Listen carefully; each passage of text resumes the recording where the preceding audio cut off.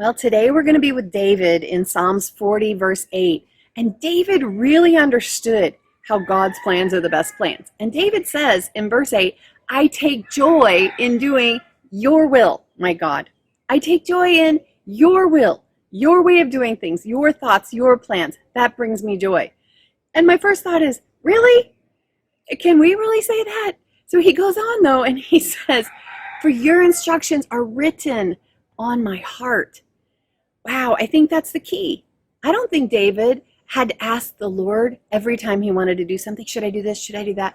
God, should I really? I don't think he asked him for every small little thing because he spent so much time with the Lord and he understood what God's instructions were. He said they were written on his heart. When you spend that much time with someone, you understand their DNA so well, you don't have to think, you don't have to ask, oh, what do you want me to do for every little thing? Because you know, oh, this is what he would do. You know, we used to wear the bracelets, WWJD, what would Jesus do? And for a long time, people used to ask themselves those questions, what would Jesus do? And then they would do that same kind of thing.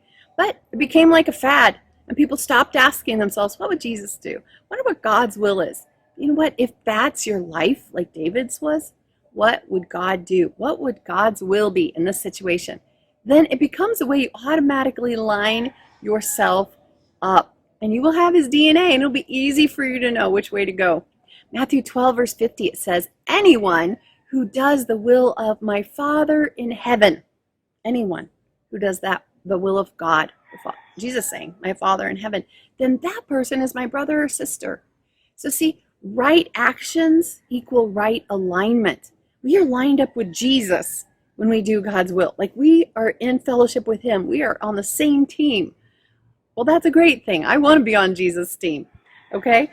Who we spend time with matters. If you're spending time with the wrong people and the wrong crowds, you are not in right alignment with God, the Father, and his will in your life. You are not.